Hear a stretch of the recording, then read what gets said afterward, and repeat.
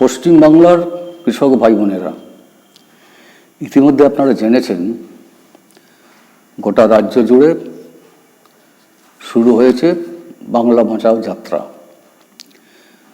গত 29শে নভেম্বর কোচবিহারের তুফানগঞ্জ থেকে কেন্দ্রীয় যাত্রা শুরু হয়েছে, শেষ হবে আগামী 17ই ডিসেম্বর উত্তর 24 পরগনার কানারহাটিতে। আর এই কেন্দ্রীয় যাত্রার সাথে সঙ্গতি রেখে আমাদের রাজ্যে সমস্ত জেলায়, সমস্ত ব্লকে, শহর এলাকায়, পৌর এলাকায়, অঞ্চলে অঞ্চলে, গ্রামে গ্রামে সংগঠিত হচ্ছে অসংখ্য বাংলা ভাষাও যাত্রা। আমরা প্রাদেশিক কৃষক সভার পক্ষ থেকে ইতিপূর্বে আবেদন জানিয়েছি, পুনরায় আমরা আবেদন করছি বাংলার সমগ্র কৃষক সমাজকে এই পদযাত্রায় আপনি সামিল হন, প্রত্যক্ষভাবে এবং পরোক্ষভাবে সমর্থন করুন। কেন? এই পদযাত্রার যে মূল দাবিগুলো আছে, সেই দাবিগুলো আমাদের রাজ্যের কৃষক, আমাদের রাজ্যের শ্রমিক, অসংগঠিত ক্ষেত্রে যারা কাজ করেন, ক্ষেতমজুর, নিম্নবিত্ত সমাজের 95% মানুষের জীবন যন্ত্রণার দাবিগুলোকে সামনে রেখে। আমাদের দেশের কৃষকরা ভালো অবস্থায় নেই জানেন। কেন্দ্রের কর্পোরেট সাম্প্রদায়িক শক্তির আঁতাতে যে সরকার, বিজেপি সরকার, আর এই রাজ্যের তৃণমূল সরকার, গোটা দেশের কৃষকরা যেমন বিপর্যস্ত, ভয়ানক দুরবস্থার মধ্যে আছেন, আমাদের রাজ্যে এই দুই সরকারের এবং এই রাজ্যের শাসক দলের জাতাকলে কৃষক জীবনের অবস্থা আরও ভয়াবহ। ফসলের দাম নেই, কৃষক কৃষিতে উৎসাহ হারাচ্ছে। সরকার স্বামীনাথন কমিশনের সুপারিশ কার্যকরী করেনি। এটা জানেন, স্বামীনাথন কমিশন বলেছিলেন যে কৃষকরা কৃষিতে যে আগ্রহ হারাচ্ছে এর মূল কারণ হচ্ছে ফসলের দাম পাচ্ছে না।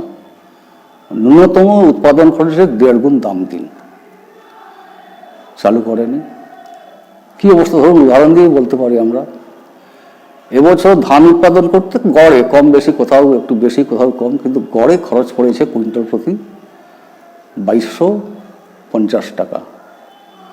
স্বামীনাথন কমিশনের সুপারিশ কার্যকরী করলে দাম হওয়া উচিত 1 কুইন্টাল ধানের সরকারি সহায়ক মূল্য 3375 টাকা, 3275 টাকা। যাই হোক, কিন্তু সরকার ঘোষণা করছে কত? 2370 টাকা। খরচ পড়েছে 2250 টাকা। লাভ নেই, বাংলার কাজ নেই। এইভাবে আলু থেকে শুরু করে সমস্ত ফসলের দাম নেই, মানুষের কাজ নেই, রেগায় কাজ বন্ধ।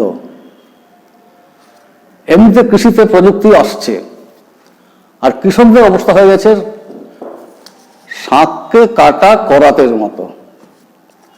জানেন, শাঁখ যে করাতে কাটা হয়, করাতকে টানলেও শাঁখ কাটে, আবার ঠেললেও শাঁখ কাটে।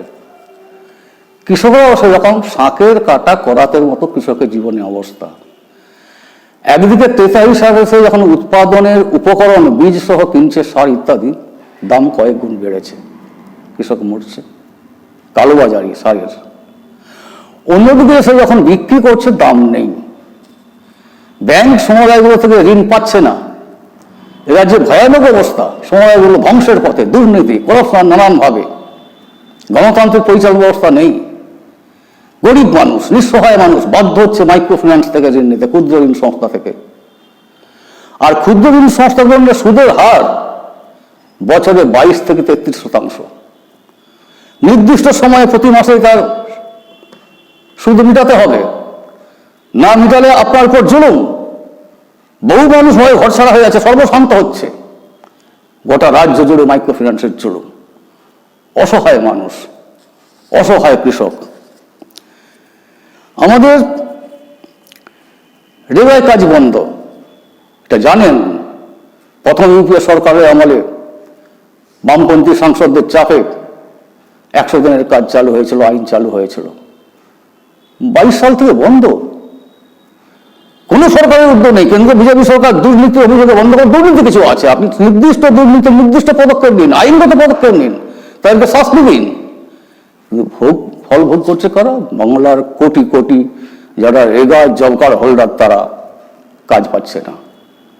দলে দলে মানুষ রাজ্যে চলে যাচ্ছে কাজের সন্ধানে, আর সেখানেও নানান ধরনের দুর্ঘটনায় প্রতিদিনকার মৃত্যুর খবর আসছে, বাংলার মায়ের বুক ফাটা কান্নার শব্দ আসছে। আমাদের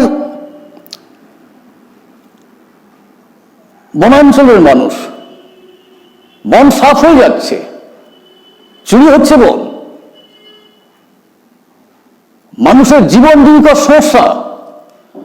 বন সাফ হওয়ার ফলে বন্য পশুরা লোকালয়ে চলে আসছে, হামলা করছে, প্রয়োজনে ক্ষতিপূরণ পাচ্ছে না, বেআইনি কাঠ চুরি হচ্ছে, বর্গদার পাট্টাদার উচ্ছেদ হচ্ছে, বেআইনি জমি হস্তান্তর হচ্ছে, ব্লক ভূমি দপ্তরগুলো পরিণত হয়েছে দুর্নীতির আকায়। বহু ব্লক দপ্তরে দেখবেন সন্ধ্যার পরে রাত্রি পর্যন্ত কাজ চলছে, বেআইনি কোটি কোটি টাকার বিনিময়ে বেআইনি কারবার, এসব চলছে। সর্বত্র দুর্নীতি, এমনকি মাটি পর্যন্ত চুরি হচ্ছে। এক ভয়ানক অবস্থা। রাজ্য সরকার, কেন্দ্র সরকার নানানভাবে ঢাকঢোল পেরোচ্ছে, কৃষকের উন্নতি হয়েছে, 2 গুণ 3 গুণ আয় বেড়েছে। কিন্তু আমরা কৃষক, যারা কৃষক সংগঠন কর্মী, আমরা কৃষকদের কাছ থেকে যে সমীক্ষা পেয়েছি, তাতে হলো এই বাংলার কৃষকের, বাংলার গরিব মানুষের, বাংলার শ্রমজীবী মানুষের আয় ক্রমশ কমছে, যেভাবে জিনিসপত্রের দাম বাড়ছে। এক ভয়ানক অবস্থার মধ্যে দিয়ে আমাদের বাংলা দাঁড়িয়ে আছে। আমাদের এই যে ভয়ানক অবস্থার উপর দাঁড়িয়ে আছে, সেখানে এই বাংলা বাঁচাও যাত্রার যে মূল দাবিগুলো, আপনার আমার, যারা বামপন্থী নয়, যারা অন্য কেউ হতে পারেন, সমগ্র কৃষক শ্রমজীবী মানুষের ন্যায়সঙ্গত দাবিগুলো আদায়ের লক্ষ্যকে সামনে রেখে, আর এর সাথে যুক্ত হয়ে আছে আপনার আমার জীবনের একটা স্বাবলম্বী জীবন, সুন্দর ভবিষ্যৎ, স্বর্ণালী জীবনের জন্য একটা বিকল্প নীতি, সেই নীতির ধারা, তার অভিমুখ। ফলে বাংলাকে বাঁচাতে, কৃষককে বাঁচাতে, খেতমজুরকে বাঁচাতে, শ্রমজীবী মানুষকে বাঁচাতে, গরিব মানুষকে বাঁচাতে বাংলা বাঁচাও যাত্রায় সামিল হন। অনেক ধরনের দাবিগুলোকে সামনে রেখে যাত্রা হচ্ছে। আমাদের রাজ্যের শাসক দল, কেন্দ্রের শাসক দল তো বটেই, ধর্মের নামে বিভাজন চলছে, জাতপাতের নামে বিভাজন চলছে। এরা গরিব মানুষকে ভাবে ওই মুরগি লড়াই, জানেন তো আপনি মুরগি লড়াই দেখবেন গ্রামাঞ্চলে, মুরগিকে খুব ভালো করে তোয়াজ করলো, তারপরে লড়াইয়ের ময়দানে পায়ে একটা চকচকে ধারালো ছুরি বেঁধে ছেড়ে দিল, একটা মুরগিকে আরেকটা মুরগির বিরুদ্ধে লেলিয়ে দিল। একটা মুরগি আরেকটা মুরগির বিরুদ্ধে লড়ছে, মুরগি জানে না সে মুরগিকেই মারছে, ওই ছুরি বুকে মুরগি মারছে। একইভাবে ধর্মের নাম করে, জাতপাতের নাম করে গরিব মানুষকে একে অন্যের বিরুদ্ধে লেলিয়ে দিচ্ছে, গরিব মরছে আর ওরা মুনাফা লুটছে। এই পরিবর্তন করতে হবে, বাংলাকে বাঁচাতে হবে, কৃষককে বাঁচাতে হবে, মানুষকে বাঁচাতে হবে, গণতান্ত্রিক পরিবন্ধ ফিরিয়ে আনতে হবে, সাম্প্রদায়িক সম্প্রীতিকে মজবুত করতে হবে। আপনি সামিল হন, সমগ্র কৃষক ভাই বোন সহ সাধারণ মানুষ, বাংলাকে বাঁচানোর স্বার্থেই এই বাংলা বাঁচা যাত্রায় আপনি সামিল হন।